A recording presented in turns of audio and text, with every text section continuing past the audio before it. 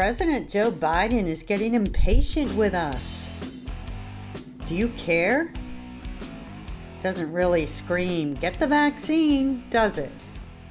Anyhow, that's the theme of today's Bold and Blunt, talking about Joe Biden's government overreach and whether his forced vaccination of free American citizens is constitutional. What would founding fathers say? WWFF. Thank you for listening. This is Cheryl Chumley giving you a Christian conservative look at today's news, politics, culture, and events. And we're only a few months into this administration, people. It's not going to get better. It really isn't. Our liberties, our freedoms are being stolen every day. And if you think that there's going to be a wake up and smell the roses type moment coming out of this White House, you have to remember, is being pressured and pushed and dictated and ordered by the far left interests, the Squad, the Barack Obama, the globalists at the United Nations, the Klaus Schwabs at the World Economic Forums. These are the types of people who are pushing policy through this administration. George Soros is loving this, right? He's seeing his lifelong dream of crumbling America from within. He's seen it come to fruition. Thank you, Joe Biden. And you can get Bold and Blunt delivered right to your email box twice a week on Tuesdays and Thursdays. It comes out. But you can get it delivered to your email box by subscribing to my newsletter, which comes out Monday, Wednesday, and Friday, about 11 in the morning, right before lunchtime, right? So you have plenty of time to read it, go through it, sift through it, digest it with your food. Go to WashingtonTimes.com, find my name hyperlinked, click on it, and scroll down to the bottom of my commentaries, and there are some easy directions on how to sign up for my 3 times a week newsletter, which contain my twice weekly Bold and Blunt podcasts. And you can also get Bold and Blunt now on Edify. Go to Edify online. Check out all the great faith-based podcasts that Edify has to offer. And among its offerings, that's right, you guessed it, is now Bold and Blunt. So you can click on it there too. You can download it to your phone. You can listen to it on the go. Listen to it while Joe Biden is speaking, right? I think maybe while Joe Biden is speaking, you could listen to Bold and Blunt podcasts because, let me tell you, Joe Biden is incoherent. Anything that he's saying is something that is indecipherable. You're not going to be able to understand it. So you're better off just waiting for the headlines that come out online or in the news or in my commentaries every day at the Washington Times, telling you, interpreting for you what Joe Biden said. Because in between licks of his ice cream cone and fumbling through the papers in front of him to find out which reporter he's supposed to call on next, and remembering that he is president, not senator, in between all that garbling and bumbling and fumbling, you're not going to understand what he has to say. So trust me, you need an interpreter. I can do that for you. And so can other people at the Washington Times. If you're interested in subscribing to the Washington Times, please do. There's a special deal right now. Go to WashingtonTimes.com/Cheryl, type in your information, and you will get a sizable discount off a year's access to the digital platform of the Washington Times. So you'll get all the Washington Times has to offer in terms of news, analysis, breaking news, investigative reports, commentaries, and all the podcast products. I ask you, where else can you get such a deal? 50% off. Did I mention that? 50% off, in case I forgot. Look at that. I almost did a Joe Biden and completely forgot to tell you what the discount was. 50% off. Check it out. What do you think of President Biden's vaccine mandate? He's going to sic OSHA on the private sector to make businesses become the enforcement arm of the vaccinations. I just see communist China. America with its Second Amendment would be difficult for a hostile nation, a nation hostile to America's interests, to come in, attack, and take us over with a ground war. Seriously, it would be difficult in a ground war, in a ground game, for enemies of America to take out American citizens. Because everybody's armed, especially the criminals, because the Democrats are in power. So the criminals alone would actually do a good deed and probably take out a lot of the hostile forces trying to take over America. Because drug dealers, right, what do they want? Territory. They need to protect their territory. So between the criminal element in America who are kept armed by Democrats and the law-abiding American citizens who exercise their lawful Second Amendment rights and own weapons, it would be very difficult for enemies of America to come onto American soil and take us over. What has to happen is an internal crumbling, a crippling of the Constitution.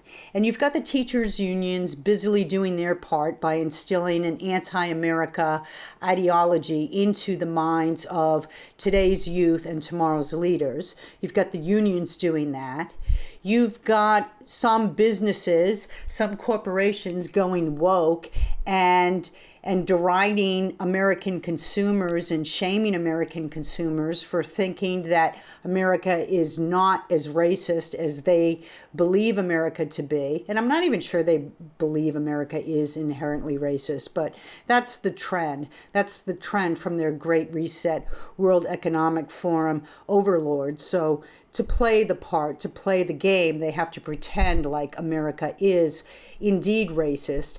Or perhaps it's not that their overlords at the World Economic Forum are pressuring them so much as they're fearful that Black Lives Matter and Antifa thugs will throw bricks through their storefront windows if they don't donate to Black Lives Matter and other social justice causes. But for whatever the reason is, you've got some corporations in America doing their part to crumble America from within. And this White House is doing a remarkable job of just decimating America's Constitution. I mean, Joe Biden from day one, it was executive order this, executive order that. The executive orders went flying fast and furious. It outdid Barack Obama's cell phone and pen style of governance. So blue ribbon award to Joe Biden on that. That should make him happy. Free ice cream coupons for a week. But for the rest of Americans who are outside the Democrat Party, the infringements to liberties that have been coming at an alarming rate are just crippling the Constitution, mocking the Constitution. And our court system can't handle the load. Citizens now don't know where to turn. Where are the attorneys out there who can sue on their behalf? There are some, and I've interviewed some of them on Bold and Blunt, who are in the practice of defending civil liberties, and they are taking on cases about vaccine mandates and forced face masking of children. And they were the ones who were taking on cases on behalf of churches who were ordered to close and congregations in churches ordered to stop singing, while at the same time the marijuana shops and the ABC liquor stores down the road were allowed to be open. And so there are some attorneys out there, but not enough attorneys taking on these big anti-American, kill the Constitution forces that are very wickedly running roughshod in America right now. And then amid all this is Joe Biden. Joe Biden standing strong against American citizens. He can't stand strong against the Taliban, but by gosh, you want to be a parent who insists on deciding for yourself whether your child wears a face mask to school or not? By God, he can sick the whole force of the federal government on you. To the Taliban, it's diplomacy at all costs and deal making and wheel making and wheeling and deal making and handshakes across the aisle. But for parents who insist on parental rights, can't have that. got to sick the education department on them, got to sick whatever forces the Justice Department against them. And governors who want to stand up to the unconstitutional White House mandates, it's the same for you too. Here comes the Justice Department. They're coming with a full force of, not law, but the full force of whatever evil full force that they can gather and ramrod through their activist court systems. Amid all this stands Joe Biden issuing an order on private businesses to enforce vaccines into their employees, and it's going to affect about 100 million employees. Of course, unions, that's still to be decided, and staffers on Capitol Hill, I assume they're going to have exemptions, and certain members of the inner political circles who have D next to their name, D for Democrat Party, I'm sure they will get their exemptions as well. But for the peons in America who dared to vote Donald Trump or who dared to stand for patriotic freedoms, it's vaccine for you or you can't eat. Because this is where it's leading, right? If you're an American citizen, you inherently have the right to work, because work is the main provision of drawing the salary you need to provide for family, to provide for self and family. That's something that up until recent years, up until Barack Obama, up until now Joe Biden and the squad and the socialists who have taken over the Democrat Party and the communists who are busily taking over the socialist presence in the Democrat Party, up until this time, it was a God-given right to provide for self and family. You had the right to earn a living for yourself. The government didn't have the right to tell you to stay home and wait for some sort of government check to come in the mailbox that you could rush to cash because you have no milk left in the fridge and you have to hurry and get to the store because your kids need breakfast in the morning. Now comes Joe Biden with his largely unconstitutional order. And here's the question to you. Is it unconstitutional? Is it unconstitutional? A sane person would say yes. Are you crazy? Of course it's unconstitutional. But these are not sane times. These are definitely not sane times in America.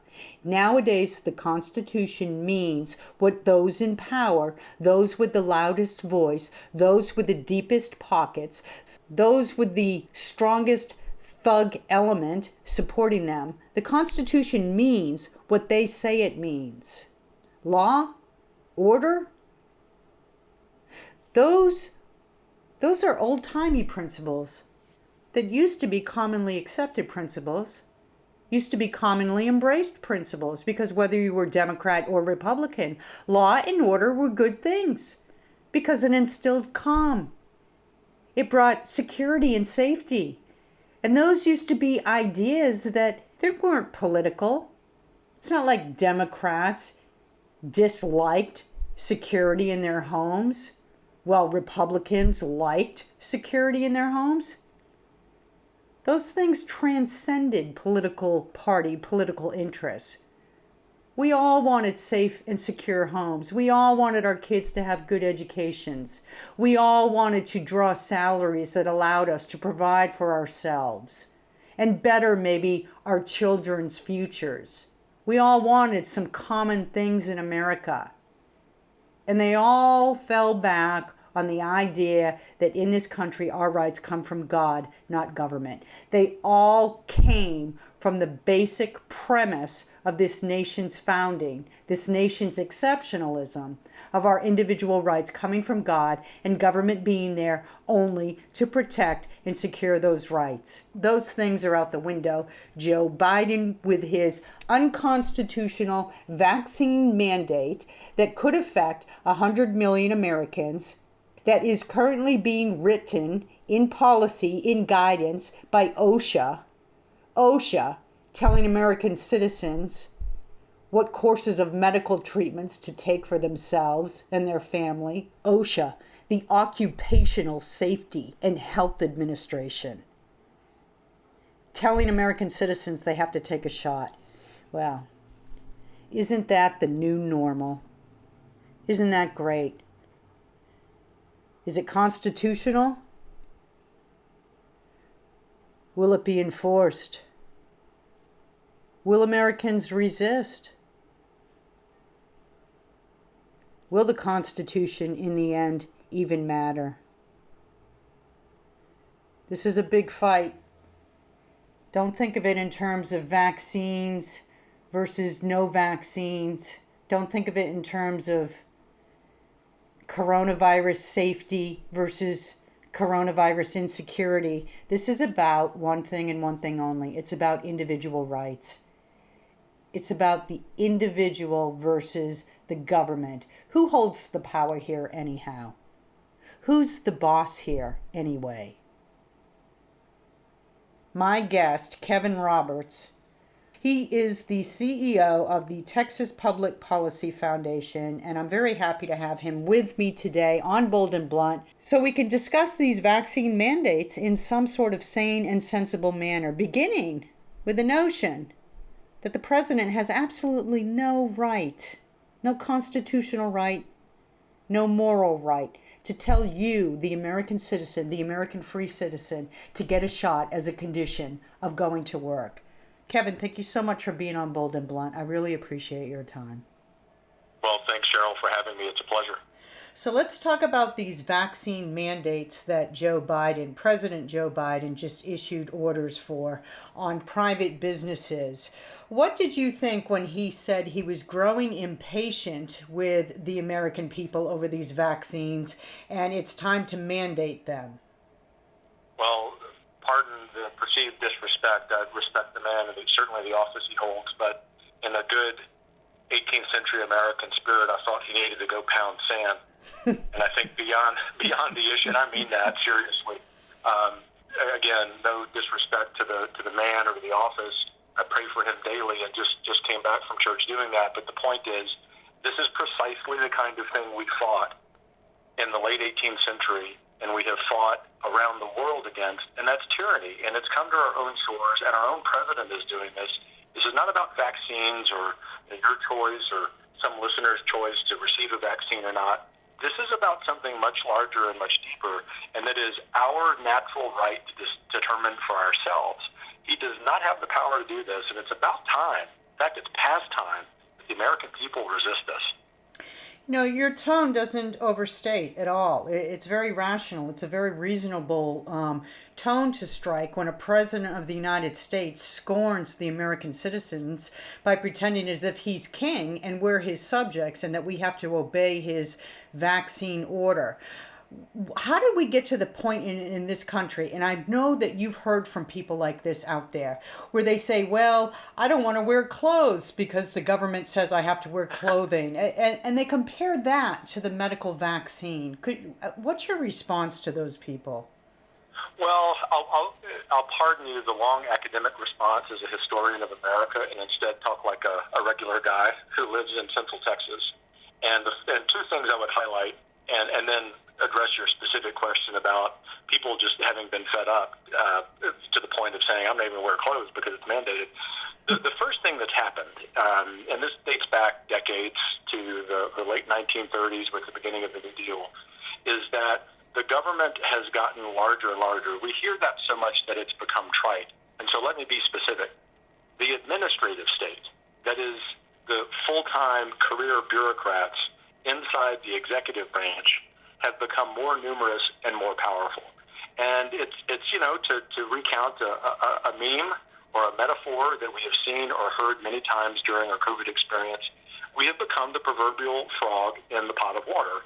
And over the last decades, that heat has been increasing. And I would argue, and I don't engage in hyperbole, Cheryl, that we're at the point of boiling. And it's because those bureaucrats are so used to getting away with these kinds of things.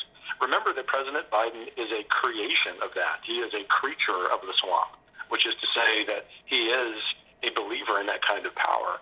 The second very connected thing that's happened, and you certainly see it in your line of work as a journalist, is that there is a class of elites in this country, especially in Washington, D.C., in the Northeast Corridor. No disrespect to people in those areas who are not. See themselves as elites, but Joe Biden certainly does. And the people who are implementing this at OSHA and other agencies see themselves as elites. What does that mean? It means that when they make a pronouncement, their expectation is that we salute and move on.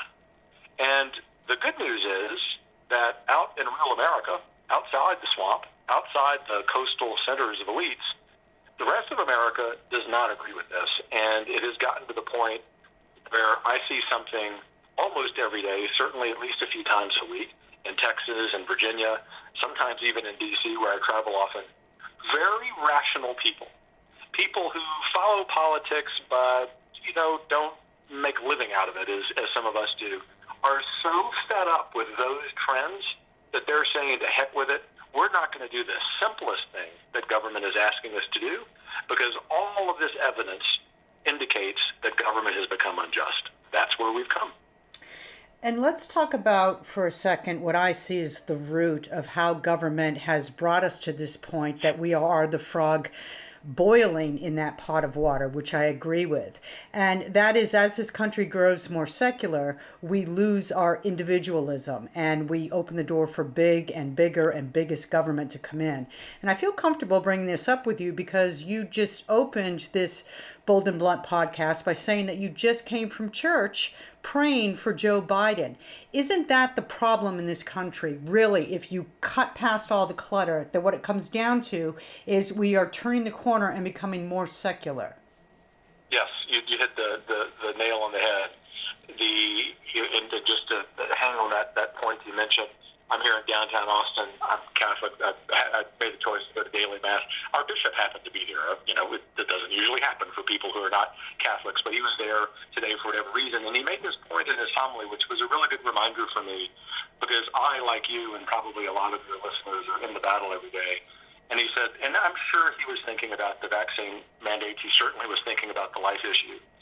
And he said, look, guys, we need to remember that even when we have a government with which we disagree, we pray for those leaders because, they might actually come to see the light. And I think what's happened is that, to contrast that with what I experienced, say, when I was in graduate school 25 years ago at a left-of-center place with a lot of liberal colleagues, most of those people went to church. And they were, or at least they were religious. And so when we had differences of opinion, Cheryl, they were merely that.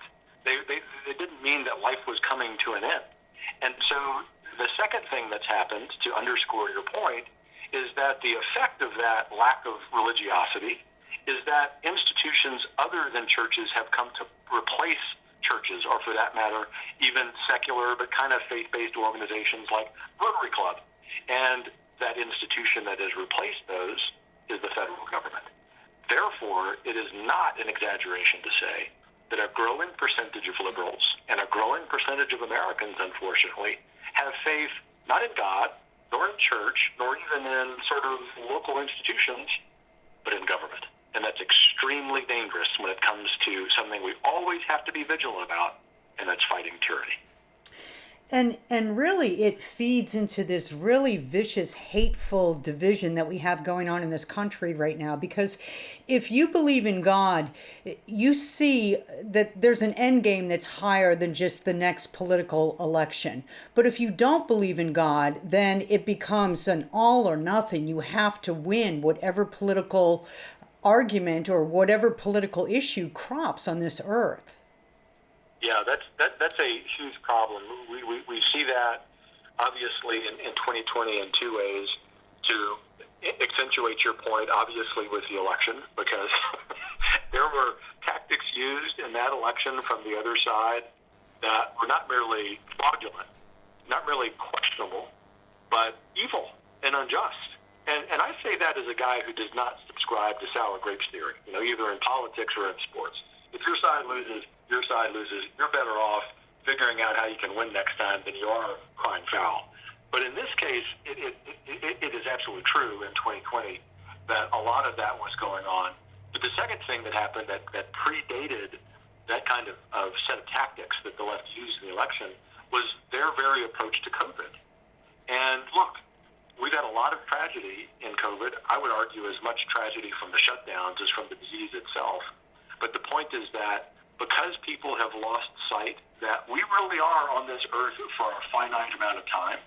It does not mean that we need to go seek out ways to shorten our lives, but those of us who have the gift of faith from above understand that what we're really working towards in this life is the afterlife, and we can look to that sweetly. It gives us a comfort about challenges that are around us, whether it's COVID or, in the case of 2020, the national elections. You know, going back to what you said about political differences and differences of opinions and so forth, it's really come to the point in America now. And I'm middle-aged, so I've seen enough in my political past to notice differences now as opposed to past campaign seasons, past political seasons, and so forth. But it seems now it's not just a difference of politics or opinion. It's really a battle of good versus evil playing out. And you see that, for instance, with these vaccine mandates, for crying out loud. Oh, I agree entirely. In fact, my wife and I were sitting on our front porch last night in the Texas Hill Country talking about exactly that. And our son, who's in high school, was there listening mostly, but he's observing politics. And he even made the observation. He said, Dad, it seems as if the other side, and by that I mean, the most radical of the left, they come to every public policy matter, they come to every election as if their lives depend on it. They really do see it as good versus evil, black versus white. It is the kind of, which is a play on words, right? Because they hyper-racialize everything. But the point is... You have to say that. We might have to come back to that. But his point, which I thought was so astute for a young person, was that there's more to life than that. When I grew up, sounds like we might be in the same generation, sometimes you won elections. Sometimes you lost elections. It really stunk when the latter happened, but there was this joy, which I would describe as a supernatural joy, that you knew that if you were better in the next election, articulating your message, getting organized, you did not have to decry the other side as evil. You just needed to be better at persuading the majority of voters that your prescription for the future, for the next 4 years, was better than the other guys. That has really changed. Yeah, and it used to be that the Democrats, you may disagree with them politically, but you never really got the sense, and even under Bill Clinton, I never really got the sense that Democrats or Bill Clinton hated America, right? It wasn't until Barack Obama came along and the tone seemed to change, and it suddenly seemed like the Democrat Party became filled with members who hated America and want to change America foundations, basically. Yeah, that's right. I never thought I would say this. When I was in college in the early years of Clinton's presidency, that he actually was not bad compared to the Democrat presidents we've had since. And what has happened on their side, initiated by Obama and a lot of his advisors, is this explicit hatred for America. I mean, think about some of the speeches that Obama gave. What's interesting is that Biden, during a lot of those speeches, when he was vice president, in other words, as Obama was traveling the world making these speeches, Biden was sort of the ballast to that older era of the center left of the Democrat Party that was explicitly pro-America. I think about my grandparents. And growing up on the Gulf Coast, I mean, they were lifelong Democrats. They were conservatives. They loved America. They were veterans. What's interesting is that Biden has forsaken that. He's no longer pro-life. He's no longer pro-America. He is a political chameleon, and now he is merely a tool, as last week's announcement about the vaccine mandates indicates, of these folks with really spurious objectives. Which leads us very conveniently back to the topic that was supposed to have been our discussion, vaccine mandates. So we have 2 minutes left, and let's just finish up with this, because Joe Biden did say at one point during his campaign that he could not mandate vaccines for American citizens, and yet this is what he's trying to do. So where do you see this leading? Why does Texas Public Policy Foundation as an organization oppose this? And how do you want to characterize vaccine mandates in general? Well, vaccine mandates are illegal. They're unconstitutional. I would argue that they're unjust. And so I think there's a real moral problem there. And therefore, within minutes, I mean, I'm not even exaggerating that, within minutes of the president's announcement, which we did not see coming, we not only had a press release out, but we were putting together a plan to fight it. We're fighting it at the congressional level. I understand that Congressman Andy Biggs is filing a bill in the next days that will fight that. I actually think this is something we can win because our side needs only a few votes from the other side to win. There are seats shifting already. I can tell you Rio Grande Democrats in Texas are thinking about becoming Republicans. We need to go win at the congressional level, most importantly, and put the executive branch back in its box. But the second thing we have to do, unfortunately, Cheryl, is file lawsuits. And we are already, within hours of the announcement, seeking plaintiffs on this. We were in Congress meetings with a D.C. group this morning about a class action lawsuit. What I want to say for people who look at this and believe that the country's coming to an end is that every single time America has been put in a corner, and I think we were with that vaccine mandate announcement by our own president, we have fought back. But the time to fight is right now. Do not accept no for an answer. Require your congressman to vote correctly on the Biggs bill. Support, not our lawsuit, another lawsuit. It doesn't have to be ours. The point is we have to go take action. Because I happen to believe that the American Republic's future does hang in the balance regarding on what we do on this specific issue. I got to agree with you. And really quickly, Kevin, I get emails from people asking me, what can I do? Who do I contact? Where can I turn for help? My employer is making me get this vaccine. I know of maybe a couple of attorneys and they work in their respective states. Where can I send people? Where can people listening to this go? Who do they call? Yeah, it's got to be state specific because the laws on whether an employee has to abide by their employer's mandate vary state to state, as I understand it as a non-attorney. I would point you to our website, although we're active mostly just in Texas, not around the country, TexasPolicy.com. Perhaps America First Policy, which is going to be party with us on some of these lawsuits. They may be able to provide information that's broader, that is in other states beyond Texas. But what I want to conclude with in that comment, Cheryl, is the general point. You don't have to take that as the final answer. Keep looking for attorneys, and whether it's through us or through America First or through another organization, there is help out there. Our focus is to push at that high level and tell the president he can't do what he announced he wanted to do last week. Well, there's going to be a lot of people who are praying for your side to win on this because your side is the side of freedom, and we need a big win on this one. I don't think you're overstating it when you say that this is a very crucial moment, a very crucial testing point for liberty in America. So thank you for your fight, and thank you very much for coming on Bold and Blunt. Thanks for everything you're doing, and thanks for having me, Cheryl. All right, God bless. Pound sand. What a message. What a message to send out there to Bold and Blunt listeners, that when your government tells you to take a vaccine that you haven't decided for yourself is safe for yourself or for your children and your family members, to tell that government pinhead, pound sand. And that goes for the President of the United States, because here in America, the President works for the people. The President of the United States is your employee. Remember that, because there's power in that truth. Thanks for listening. Go ahead and visit the Washington Times, find my name, click on the hyperlink, scroll to the bottom, and sign up for my 3 times a week newsletter, along with my twice a week podcast, Bold and Blunt, or go to Edify, the platform for the faithful. Find Bold and Blunt there, subscribe through that service, and don't forget, check out the other faith-based podcasts at Edify. Thank you once again for listening. Tune in next time, and in the meanwhile, don't forget, pound sand, Mr. President, stay blunt, stay bold.